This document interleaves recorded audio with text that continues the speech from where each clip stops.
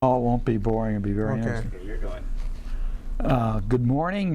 This is January 16th. My name is Don Ahrens, and I'm a docent at the Palm Springs Air Museum. And Lester Rubenstein is our cameraman, and we're interviewing Mike Foster. Mm-hmm.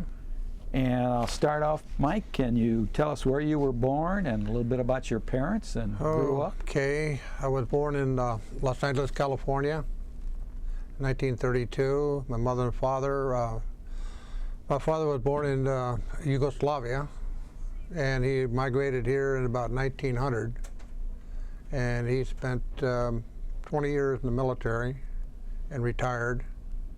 And he met my mother, who was from Bostonian, and they were married, and we have 5 brothers and sisters.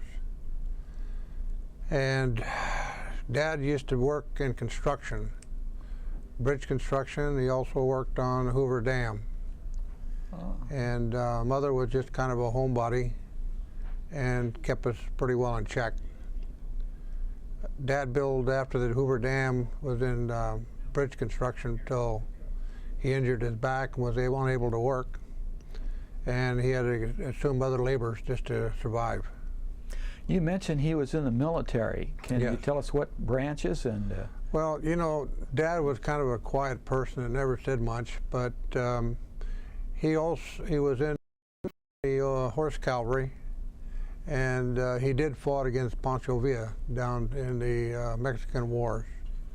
Okay. As far as leaving the United States, he never actually left the United States, and was kind of just a quiet person that just secluded the military life.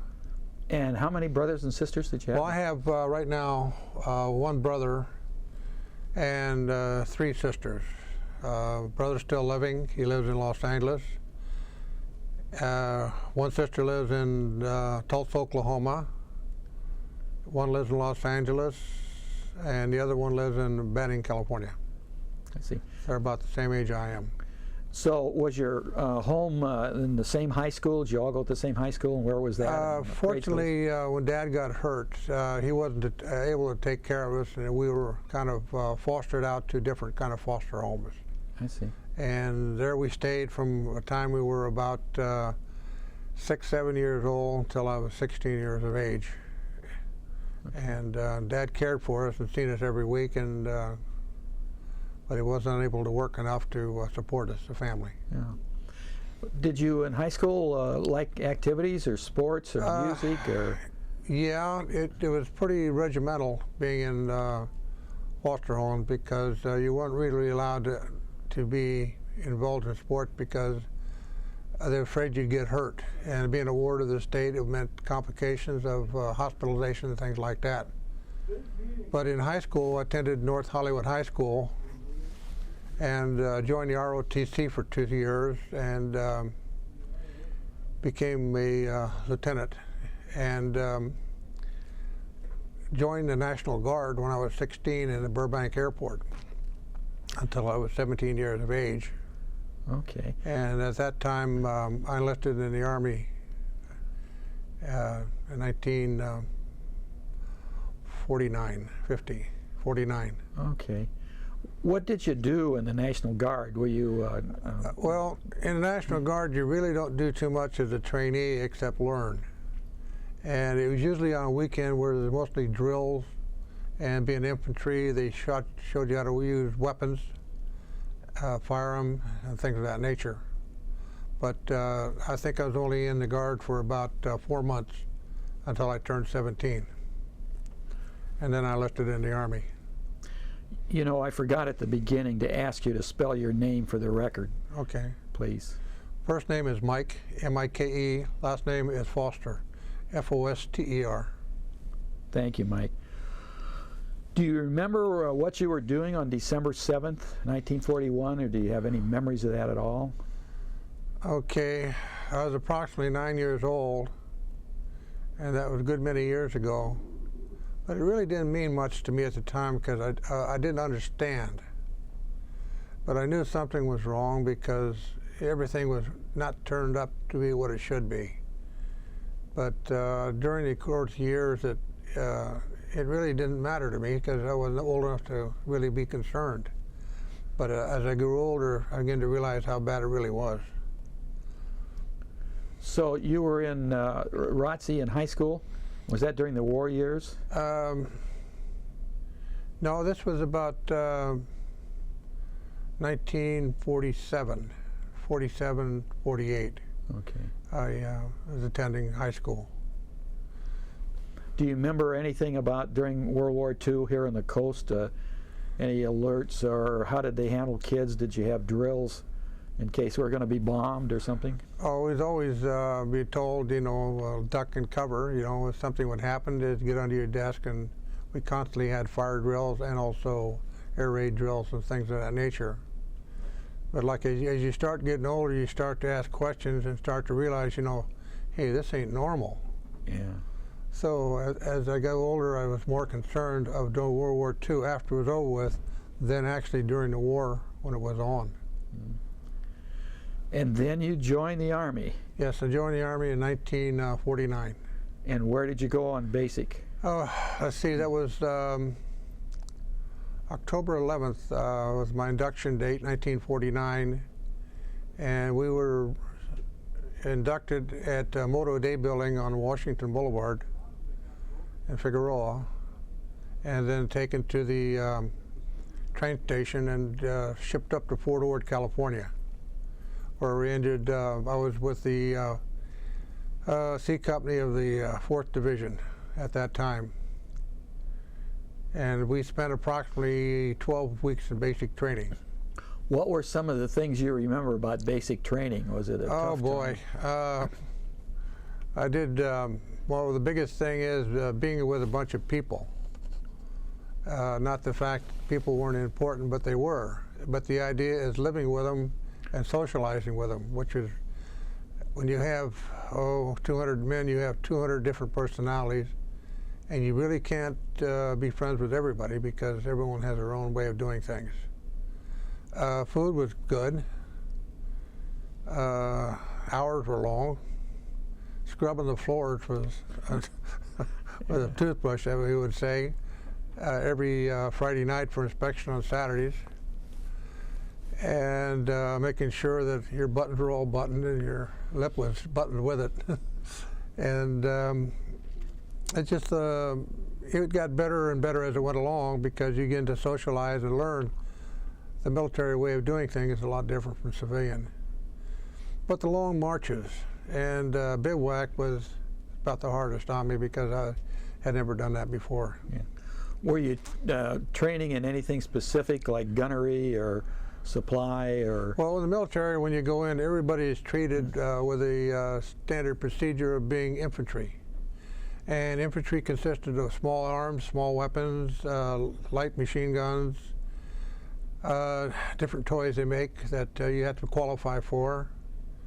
But my weapon I did like was the 30 caliber machine gun. I seemed to kind of take to that like a duck to water, which is I scored high in that, an expert on that. What? How do you get to be an expert on a 30 Well, you caliber? have targets that you fire into, and the targets are little squares. And these little squares are kind of in line and kind of 45 degree, and you have to traverse the mechanisms up as the machine gun is being fired, 6 shots in each one, and it's quite hard to do unless you keep your eyes on what you're doing. And I happened to get lucky and scored an expert rating on it. Is that something you held, or was it had on a tripod? No, it was not on a tripod, and there's traversing rods on there were up and sideways, so you'd go 2 clicks up, 1 click over, and just keep working it and working the gun up and watching you strike your bullets. You hear stories about having to break them down blindfolded. Oh or yes, dangerous. oh yes. It wasn't really that kind of procedure then and there, but you have to be able to field trip your weapon, your handheld weapon, in a matter of time, and then put it back. And after you learn, it becomes simple. If you were blindfolded or not, you really didn't have to be blindfolded. You could close your eyes and do it. But on machine gun, things like that, it was a specialty weapon. Not everybody knew, the ins and outs of being perfect on it. But people were selected to go further into it. You know, I've never heard whether a machine gun, like on a plane, would have tracer bullets mixed in with to see what you're shooting at, or was that Oh, ever? definitely. Usually during training, on close training, which was less than 100 feet, you didn't need tracers because you could watch a spot of the bullet and have a spotter beside you. But in combat, because sometimes you can't aim at where you're looking at, there's a tracer every 5th round. I see. And when they fire out, every 5th round will show a tracer. And if you're standing behind it, you can see the bullet going out and the strike of the bullet. Oh, okay. But the cost of them are a little more expensive. In basic, it's best to just use regular ball ammunition. I see. And then from basic, what was your next step? Well, when we finished basic training, we were out, I think, 10 days off, which was nice because we could visit our families. And then I was shipped to Camp Stoneman up in California, Sacramento, where we did different things like embarkation and debarkation from boats on nets and things like that into landing craft. But that was just a basic preliminary showing you the fact, yeah, you can do this if you want. But then the war being over, that we never required to go over the net, it's just a matter of boarding a ship, and which we did.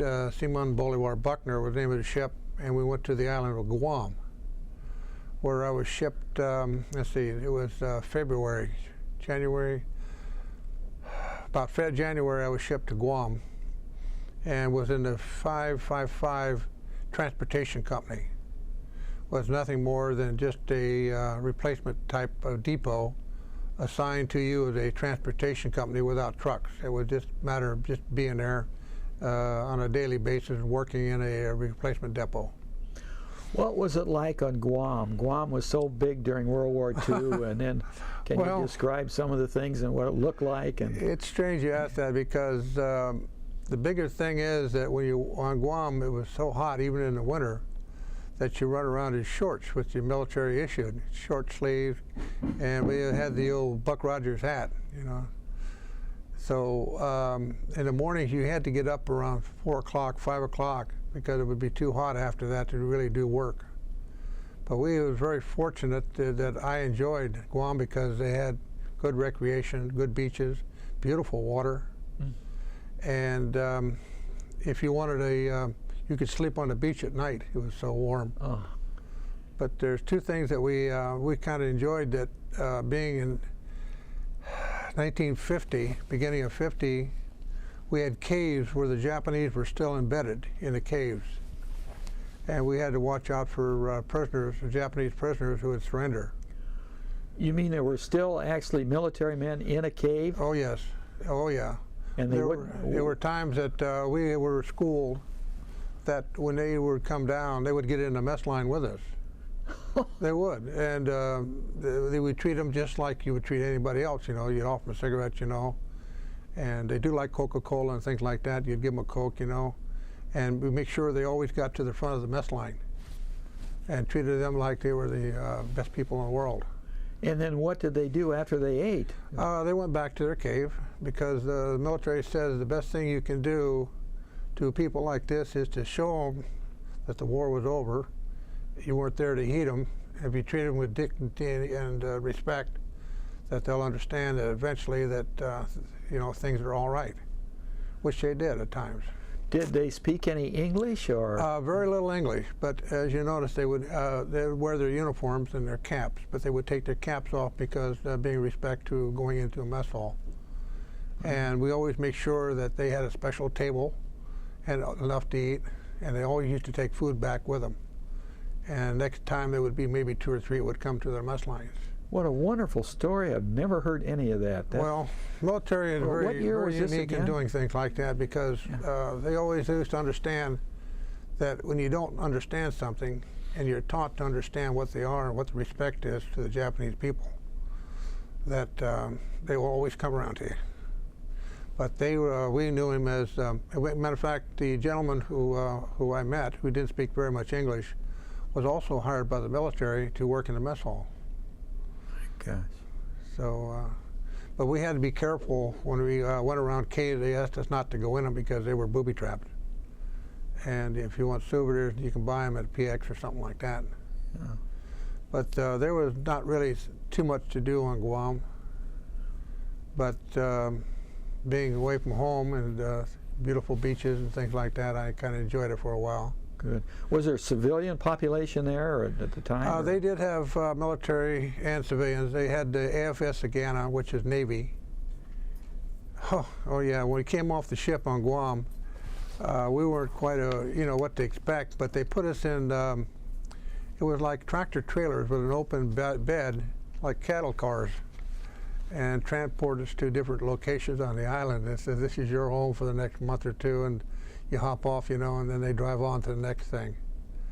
But we lived in Quonset huts, which are nice, plenty of mosquitoes, and it rained every night. And when you went to a theater, you always make sure you had cigars, because there's always smoked. And if he smoked, you sat around him, he let him smoke, and the cigar smoke would kill the mosquitoes. But you had to carry a poncho with you every night because it would rain. Just as soon as you step out that door, there's nothing in the sky, and all of a sudden, boom, then it'd go over with. So everything was open air. But it was a nice island, and a little boring after a while. And how many months or years did you spend there? And where'd you go next? January, February, March. March, we had a red alert on the base, and we was all issued carbines and ammunition. And they said there were Russian submarines spotted off the coast of Guam, at least 3 of them. And they put us on alert for a day and then took us off. And then all of a sudden we were packed, everything we had was packed in duffel bags, and we were shipped off to a place called Korea. And we went through a typhoon on the way to Korea, and I got sicker than a dog. Boy, I bet that was frightening. What kind of a ship were you on, and how did you feel about it during the storm? Well, when you're sick and feeding the fish over the side, it's kind of hard to think of anything except I don't want to eat. Yeah. And most of the times, when you got out of the storm, I would lay on the deck in the sunlight, still with a queasy stomach. But it was, you always learn that you always sleep on the top bunk, you don't sleep on the bottom. How many men were on the ship? Let's say that, I would say close to 500 men.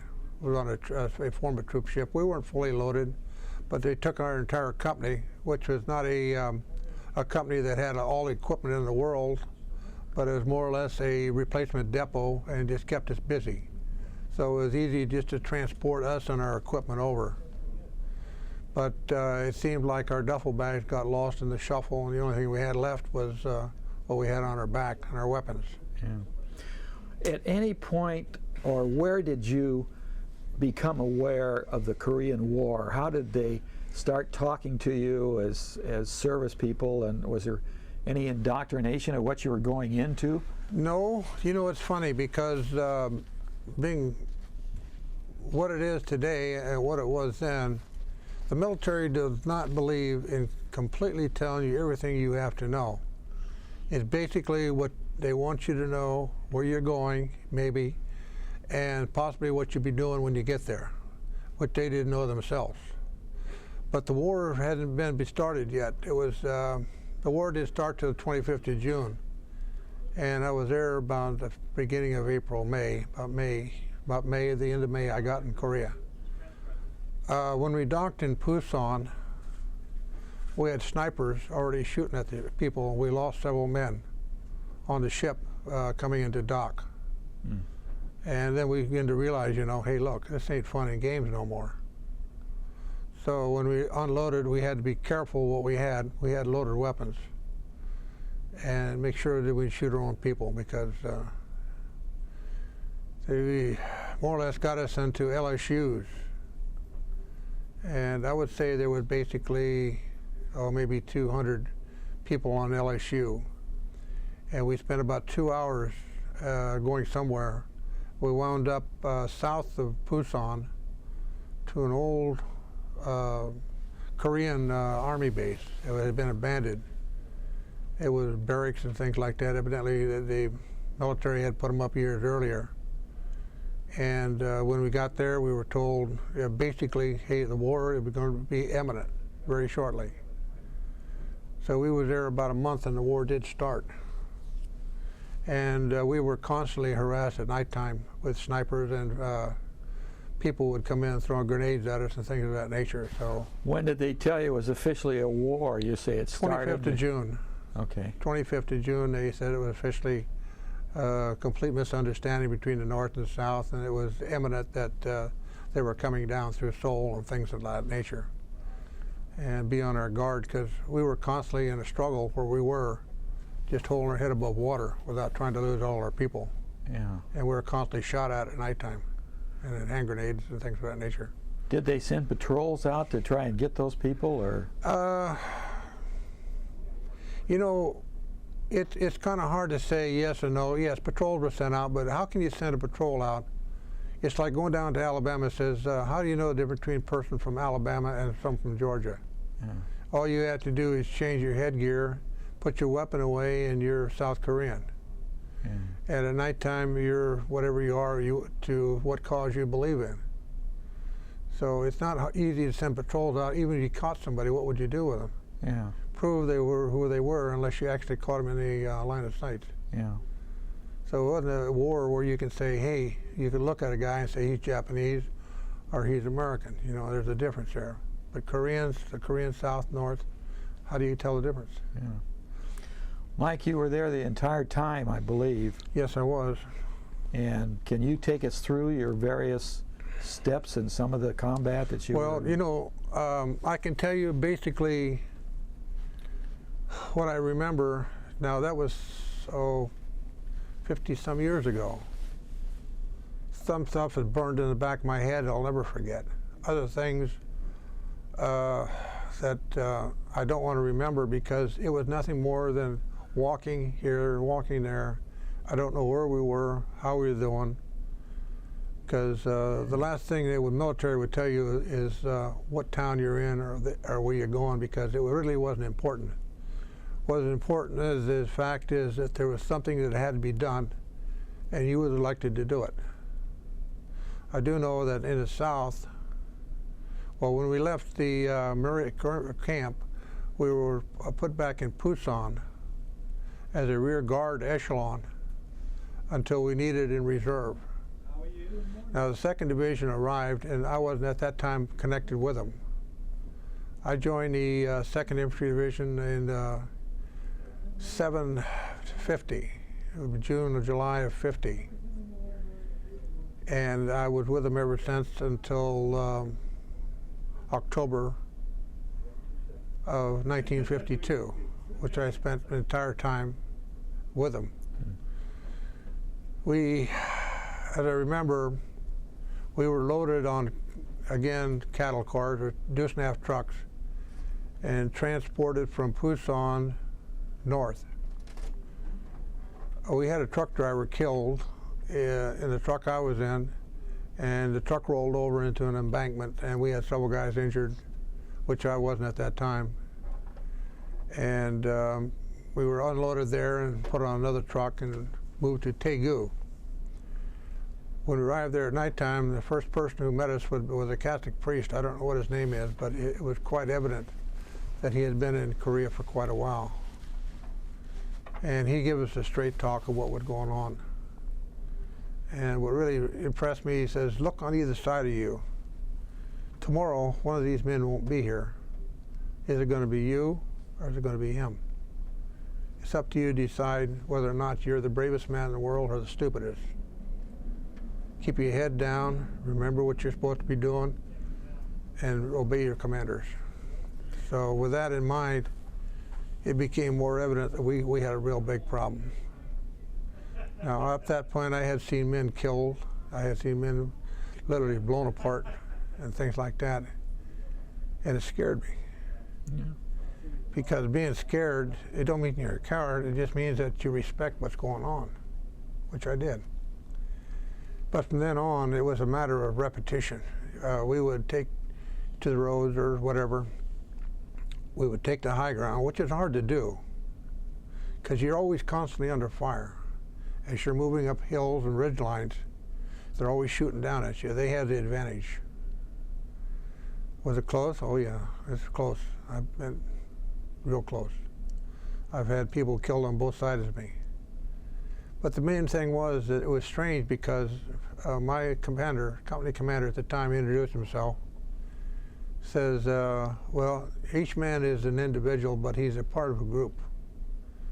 Now in our group we have riflemen, we have different types of weapons. Does anyone here can fire a machine gun? I said, well, yeah. And surprisingly, I raised my hand like the old wheelbarrow. Everybody drive a truck? So they hand you a wheelbarrow. So fortunately, I was in the 4th Squad of the 1st Platoon of the 2nd Division A Company. And I had a bunch of guys, but a bunch of guys don't mean that you're going to be there forever. It means that you know a guy by hey you, or Joe, or Frank, but you never seem to understand the last name. There were names like Watakowski, Jamaica, Hobart, Jr., Creed, names that were American but not sounding, but they were men. Yeah. And when into battle, you don't know a man got hurt or killed unless you went back and looked at it. And you'd have to sign a document saying this man was killed in action.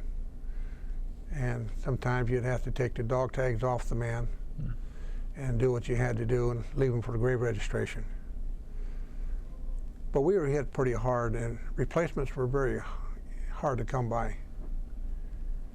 But then when we get new guys, they always seem to be, I want to go, let's get into action, let's do it now. Yeah. But after the first few shots were fired, they became children to adults. But they would never become man until they got into battle. Yeah. And you could tell a change in a man by looking at him. He was never the same wise guy that walked the face of the earth, but he was always part of a group of people that worked together. Yeah. Now we're talking about moving from Busan to Seoul to Korea to Daegu to Seoul. And we started pushing the North Koreans back. Bound Seoul, north of Seoul, we encountered stuff I've never seen before. It really hardened my soul. And that was American PWs that had their hands wired behind their back and shot in the back of the head.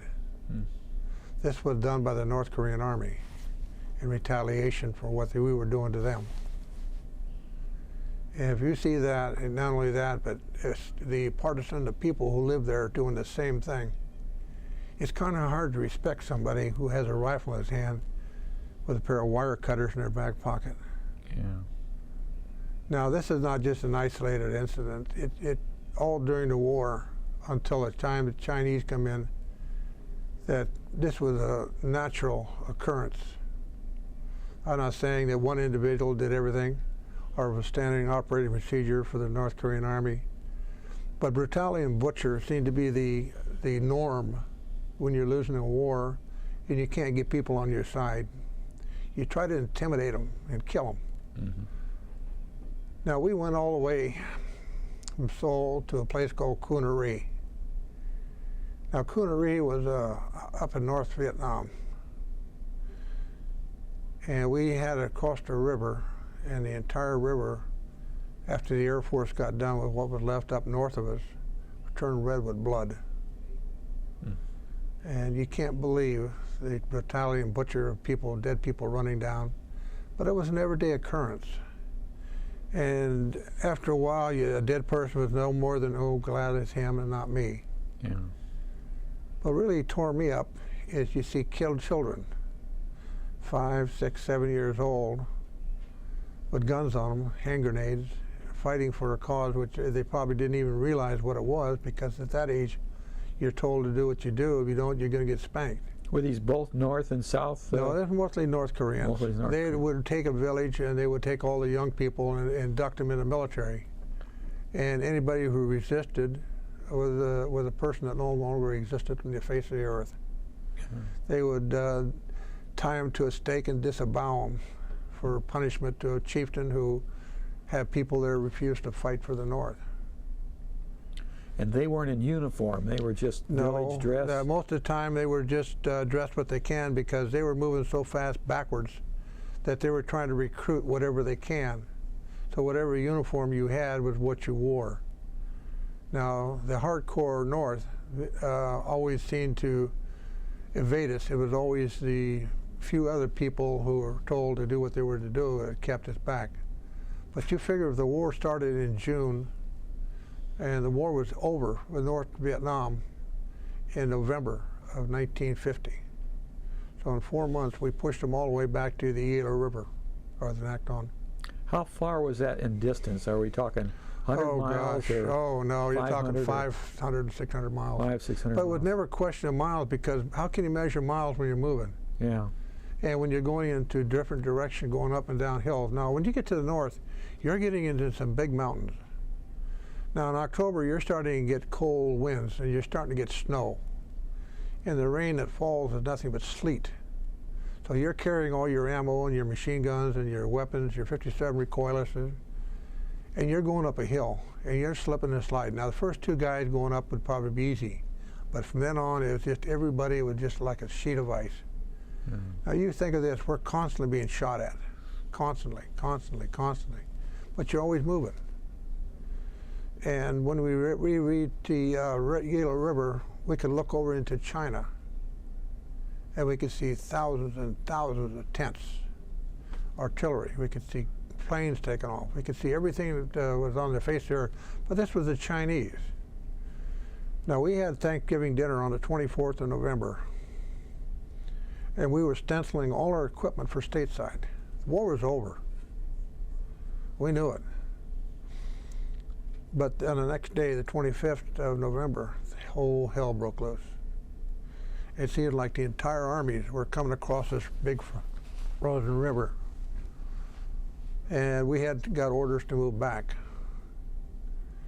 And now you're talking November. You're talking sleet, rain, ice, and a mountain as big as San Gorgonio. Now, we made it back on there, but we were starting to be overrun in certain sectors, because we had pushed so hard that we were like a pincher. We were the apex of a force, and everything else was being pushed back on our sides. And so we got the blunt of the force. Now, things become hairy and real disheartening from then on, because everything was in chaos. When you rode when you could, you rode when you couldn't. You know, you walked and you rode in different things. You don't know where you were or which way you're going.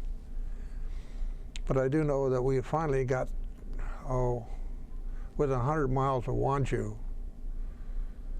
and people were freezing to death on the highway. They would turn into a solid block of ice. You're talking a man weighed 200 pounds or 100 pounds would turn into a 300-pound piece of frozen ice. And the other thing was that we weren't equipped for winter. We only had summer gear, because no one knew what we were. We couldn't be supplied. There'd be days we had eaten 2 and 3 days at a time. You'd have to search some of the bodies to find out if you had food to eat on. Wind, we reached temperatures 70 to below zero coming back. The wind chill factors was way below zero. And we had winds over 100 miles an hour. Ceiling was less than 500 feet. It was snowing, cold, miserable. You always had the constant harassment of people on both sides of you, back of the three sides. We got trapped for a while, and we came back. The Marines were trapped at Chosin Reservoir. They fought their way out of that. We had a colonel there, or a general now, who got his men out. Finally got them out. And we were evacuated to a place called Wanju. And going down the street, it was like a solid overcast. Aircraft couldn't leave the ground. And there's nothing you could do but just hope to hell that you get out of this thing. Now, this is about the 23rd of December. And I was cold, I was hungry, I was miserable. I had no ammunition left. And I heard this music. Now, I don't know when you die if you hear music or not, but it was like Christmas carols. And here it is, you can't see nothing. And Christmas music is coming through there. It was from a ship, loudspeakers. Okay. And we were loaded on LSUs and taken out to ships. Did you get a Christmas dinner or meal? Or anything? We couldn't eat too much because we hadn't eaten in days, and they were afraid if they give us solid food, they would hurt us. Yeah. I think the order of the day was soup until you have a sandwich or something until you didn't throw it up, Yeah. and a little ice cream maybe. How many men were kind of involved when you started off and when you got back to the ship? And was it in your company or your? Well, How many as far as I survived? know, of all my company, I'm the only one left. Now I had got a name of some names here from a gentleman in Virginia, which I called up, and most of them were not there at the reservoir. And I met one gentleman who was there, got there in '52. But of all the people I went with, I don't think I know of any one of them still living today. Now this is only one thing, and I feel betrayed. Not to myself, but the military knew this was going to happen. And they literally turned their backs on us. Well, you're in this mess, you get out the best way you can, which we did. We fought our way out of it. And then you come back and they give you a good slap on the back, say you did a good job, go back to Pusan, and in 5 days you're back on the line again. Did you get any awards or No. medals or anything like No, that? not in the beginning, Yeah. because who's going to show what you've done? If you if you were the company and you received a decoration, it's because somebody signed the order. Your company commander, a couple people saw you, extremely heroism. And if there was nobody there, who's to say what you done or what you did? So it's not a question of medals, because that's the last thing in the world you really want. All you want to do is a place to lay down with warm, good place to eat, and go home. Yeah. Well, I figured I would be on my way home, but they shipped us back to Pusan. And 2 weeks later, they shipped us back up to a town called Daegu, which is about 75 to 100 miles north of Pusan, or north. And we rejoined the division again. And we moved constantly up north. And there's towns like Hong Song that I remember. We had to guard the Air Force. They had Marine Corps, actually, with Marine Corps Corsairs. They were carrier-based fighters, and they were close to the fighting, which is one hell of an airplane. Yeah. And I can remember more of a Marine Corps Corsair giving us close air support than anything else. There was Air Force, who was very good, but they never seen, because of a jet can't maneuver at slower speeds like a propeller-driven airplane, that their firepower is limited to maybe break away at 3,000 yards and then go back and get more ammo. But it was always the Marine Corps that was right down there. There were times that I had to lay on the ground, and I was afraid that the propellers twigs were being broke off trees from the props. And the prop blast was actually almost ready to flip me over. That's how close they were to us. My gosh. But when we needed them, they were always there. Yeah. There were times that the second time now we went up, we was more or less defensive in our positions when the Chinese came in. They were a little humane than the North Koreans. They were mixed groups.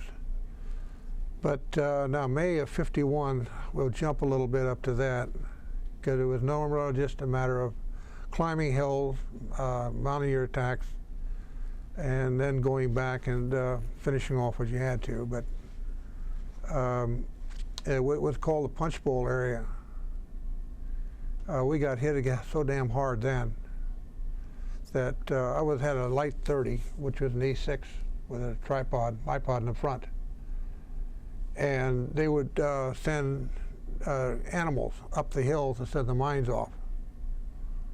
And after the animals, then they would send men, women, and children, older people, through the minefields.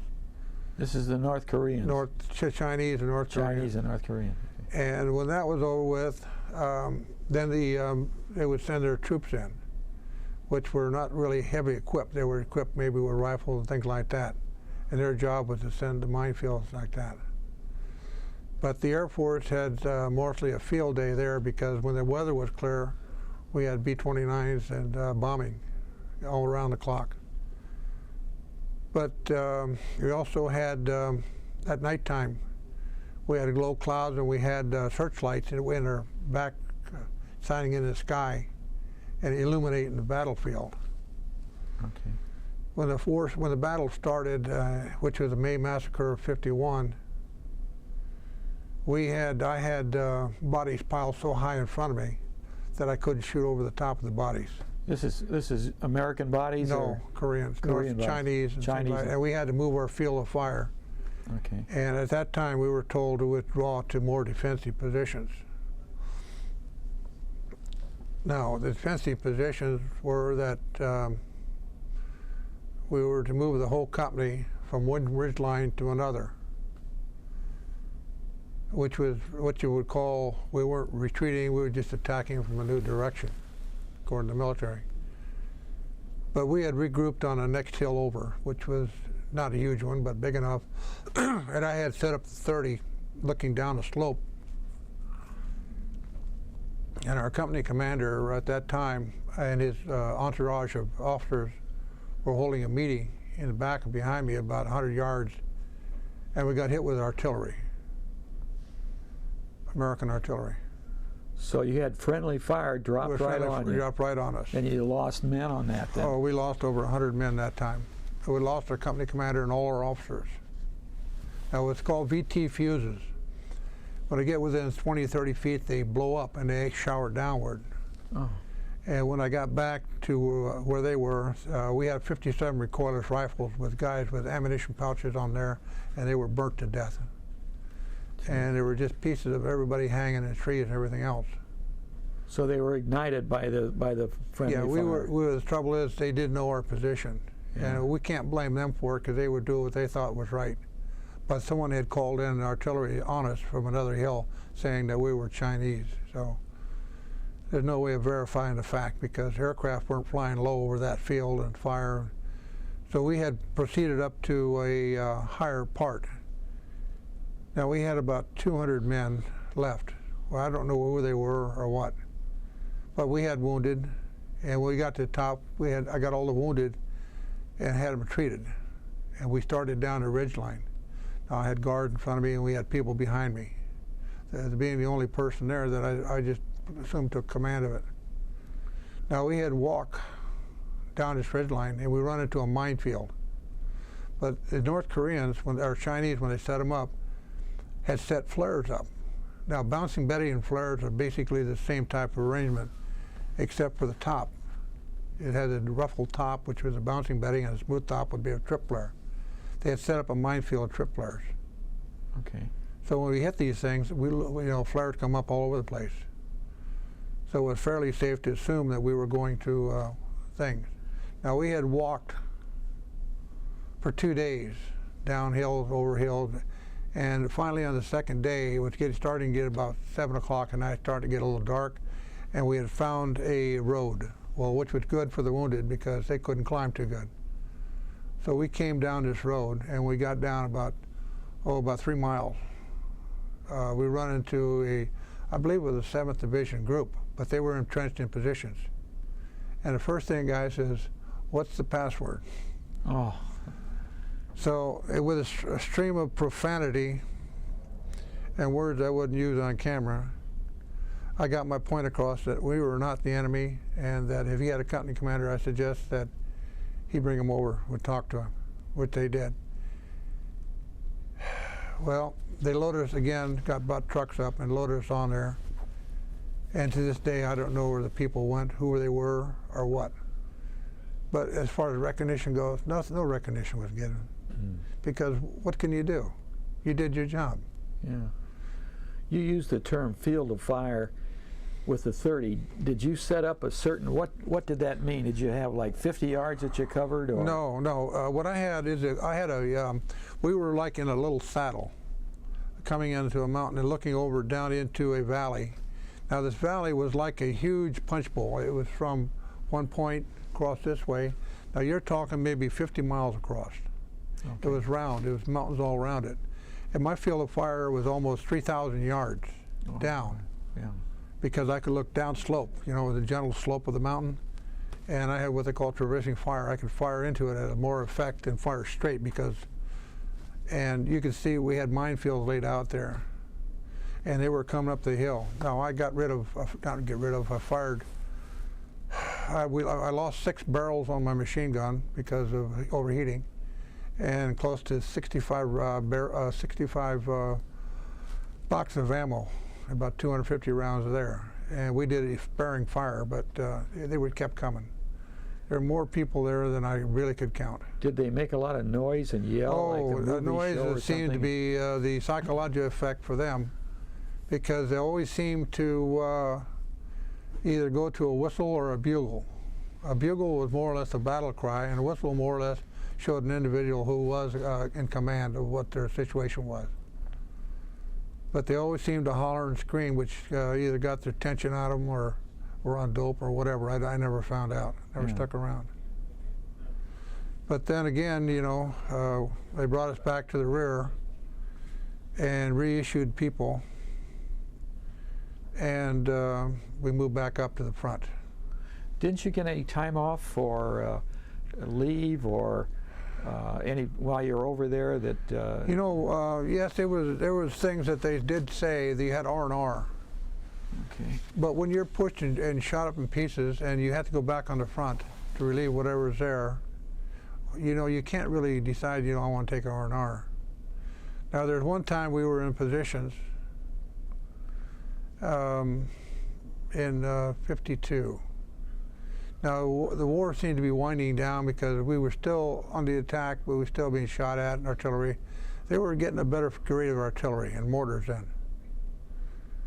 And we were quiet for a while, and the company commander says, Captain Four was his name. He's a little guy, about 5'2", kind of captain, and he's a little short fella. And when he shake his head, his helmet would stay still.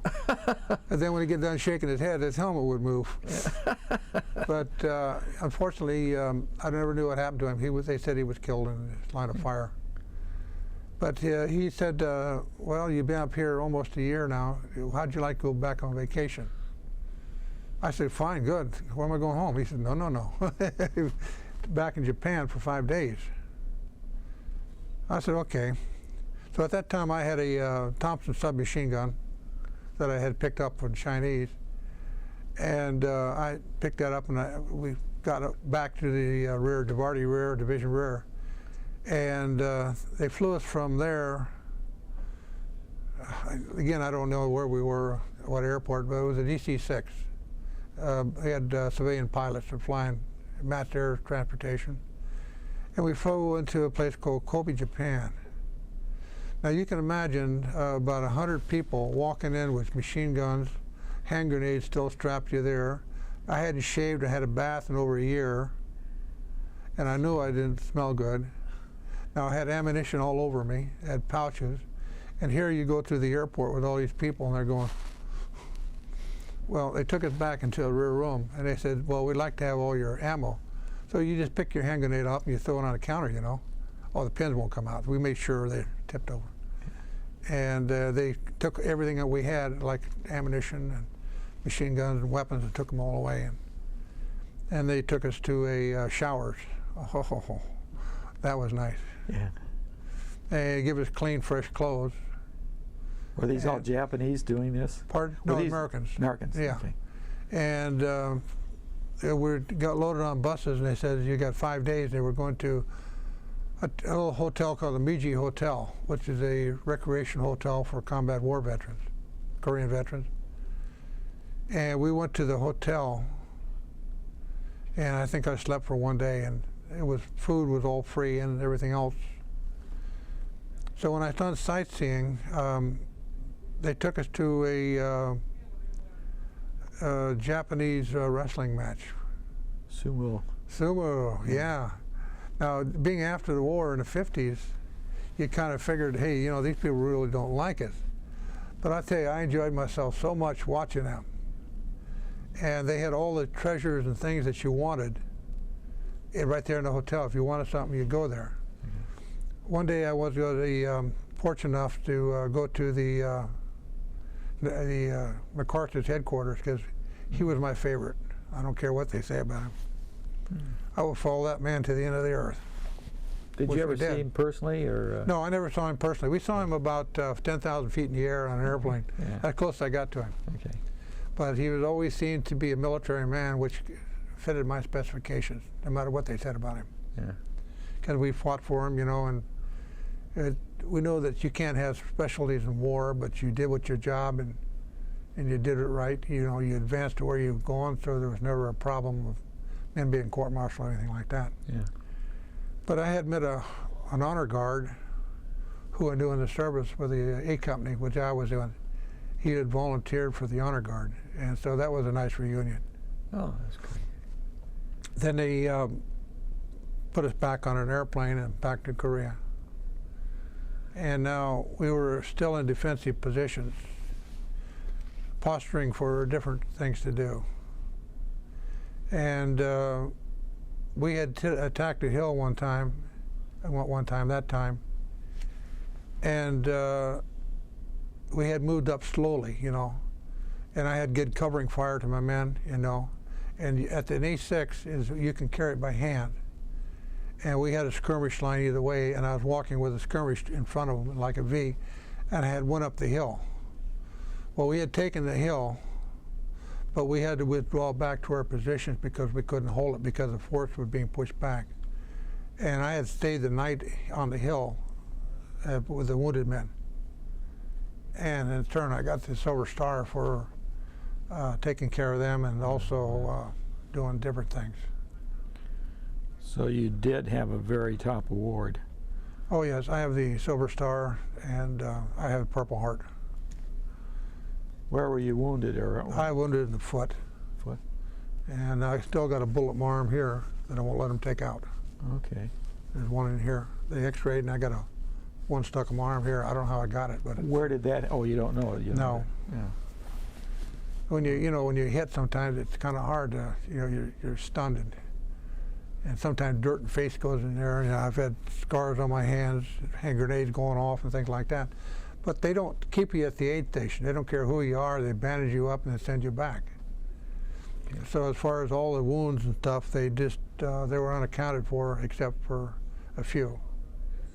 And you're anxious to get out of the damn thing because if people are hurt there that are more hurt than anything else. Yeah.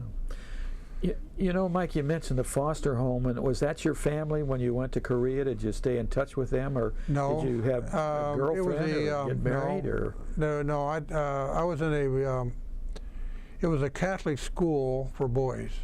Okay. So women weren't allowed there. And I spent about 3 years in the school. It was more or less, we had our school on premises, and we had different things we do. We go out to work to make money, and it kept on the books, if you wanted candy or something like that you could buy something there, a pair of shoes with the money you get made. And you paid so much an hour. And one of the big things I like, I knew Roy Rogers. He's in Chatsworth, California, and he had a big ranch out there. Yeah. And we used to go there on Saturday and Sunday and paint the fences and cut weed down and everything. So he would pay us so much an hour, and we put it on the books. So. Would he come out and talk to you? Oh and yeah. spend time with you? Oh yeah. Was oh yeah. Even his son Dusty, or stepson Dusty, I knew him very well. Oh, okay. In fact, Dusty was sitting on a fence one day, and I went by and I picked his feet up, and he fell backwards into cow manure. So he still remembers that this day. So it was unfortunate, but it was just one of those things. As you're a kid, you try different things. Oh, that's deep. I was raised in kind of a boarding school in Chatsworth, California, and you weren't more or less go to mass every morning, and at nighttime you'd have your benediction, and then you go to bed. Yeah. And you slept with about 36 other people. Yeah. Do you think, you mentioned you were about the only survivor of your company? Yeah, I know I am. Why do you think? Well, you two survived? things, because people who were like in the 4th Squad, we had quite a heavy turnover. I had lost 2 loaders, completely, one shot down next to me, killed right between the eyes. And the other one was wounded. He stepped over we had put a barricade up, and he had stepped over the barricade onto a tripwire for a hand grenade. Okay. and when he went off, it got him in the leg, you know. So. Yeah. And in the infantry, you know, if a man's wounded, you can't know if he's wounded or dead unless you see him there. And then, like I say, you sign a paper saying he's dead or wounded. Yeah. And when you go on the attack, and like, Okay. okay, knowing the fact is that 52 years and 2.5 years of combat, it's kind of hard to remember everything. So I have to reiterate that some of the things that happened. Now this would be around April 1951, March or April. Again, we was in posturing in defensive positions. And when we went on the attack, we went against North Korean Army, women, which was infantry. And if the United States ever decides to put women in combat, God help us. Because they're the most brutal fighters I've ever had to fight in my life. They don't seem to give up. They seem to be intense on their fighting, and they're about twice as deadly as a man. And there are times that these women were chained to their weapons, machine guns, and they would not surrender regardless. So they're about the most fierce fighters I've had to fight against in my life.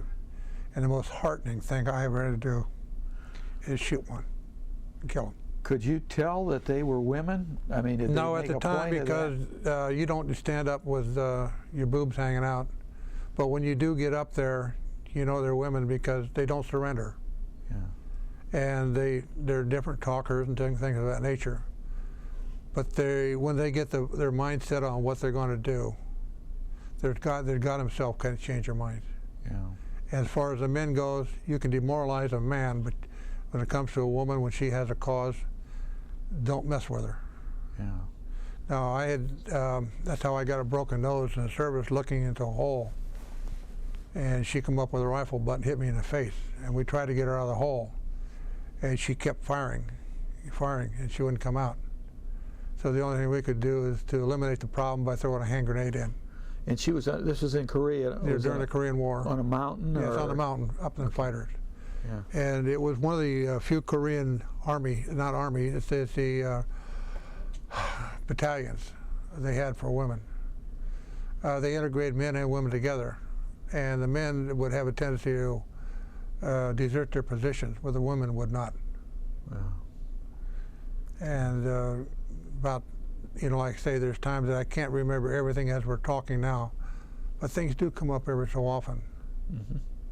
And getting back to military, I have the decoration I have as a Korean campaign ribbon, and I participated in 7 major campaigns, which, as far as I know, there's no man ever been issued 7.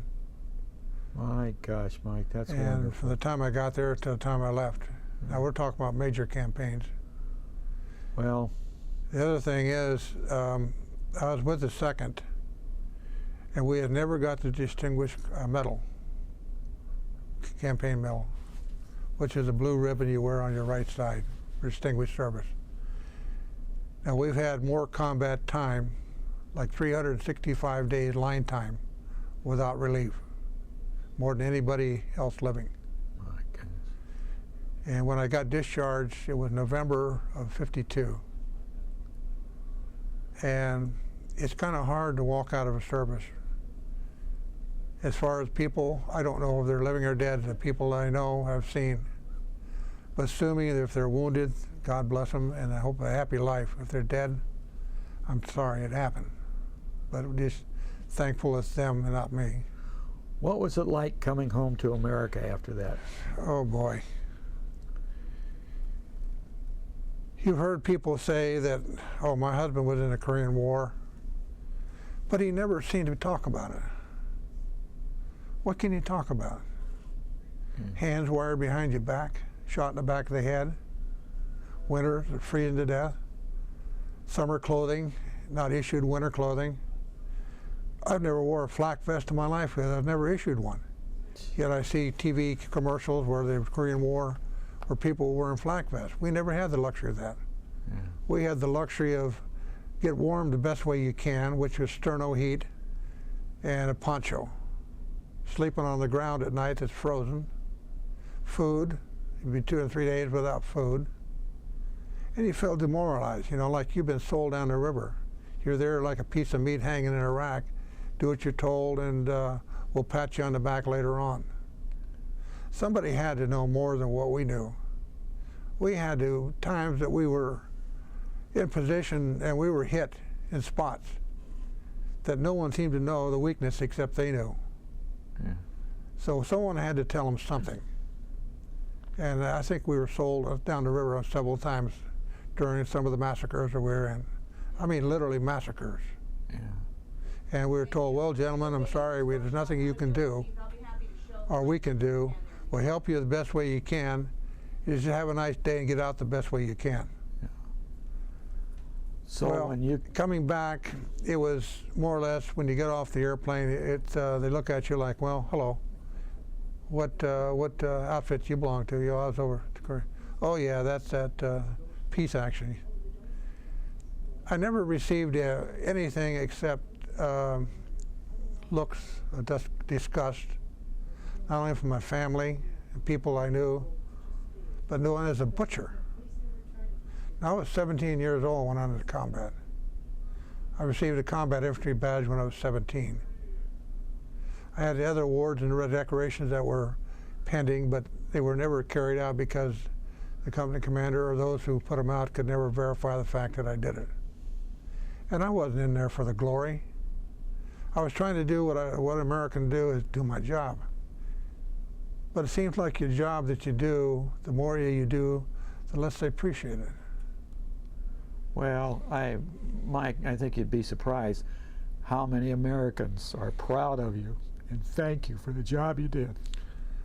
Well, strange. I've got 8 grandchildren. It's because of guys like you. Well, I didn't do any more than I had to. Of course, I did more than I had to. But after you're over there a while, death don't mean nothing. Yeah. It really don't mean anything. You can stand up in the middle of battle and bullets flying all over, and you say, why don't I duck? You know, so what for? What for? Oh. What good is it to live tomorrow when you know, it's just that it'll be another day of hell. But people didn't recognize the fact, and I don't really talk about it. Matter of fact, you're the first people I've talked to this long since the Korean War. I've told nobody what I've done. Yeah. But people don't care. People do care, and we're very proud of you. Well, People just don't say it. So that's one of the wonderful things of having a tape like this that's recorded. yeah, We'll take this tape, and it's going to be edited somewhat, but you'll get a copy for your family. yeah, And then I'm going to do a write-up. There's a book, a write-up in a book that goes with it, and give that to you for your approval. okay. And if you have any other ideas or anything you want to say or something you don't want in there, we'll take it out. But I want to thank you again for your service to the country. Okay, thank you.